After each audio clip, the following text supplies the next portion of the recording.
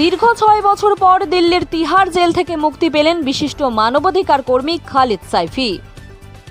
2020 সালের উত্তর পূর্ব দিল্লির হিংসা মামলায় জড়ানো হয়েছিল তার নাম। সাধারণ কোনো ধারা নয়, খালিদ সাইফির বিরুদ্ধে চাপানো হয়েছিল করা ইউএপিএ বা উগ্রপন্থী কার্যকলাপ প্রতিরোধ আইন, যার জেরে 2020 সাল থেকে দীর্ঘ 6টা বছর গড়াদের পিছনেই কাটছিল তার। অবশেষে মিলল বড়সড় স্বস্তি।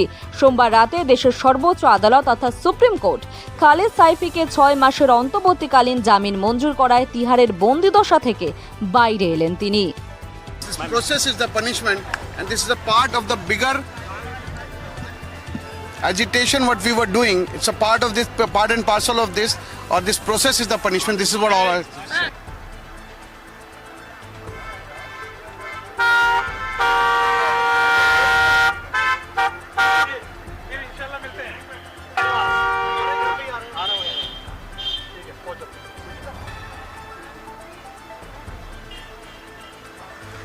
এই ভিডিওতে প্রকাশিত সমস্ত সংবাদ এবং তথ্য বিভিন্ন সূত্রের উপর ভিত্তি করে পরিবেশন করা হয়েছে। আমাদের লক্ষ্য বস্তুনিষ্ঠ সংবাদ প্রচার করা। কোনো ঘটনার দ্বারা কাউকে ব্যক্তিগতভাবে আঘাত করা আমাদের উদ্দেশ্য নয়।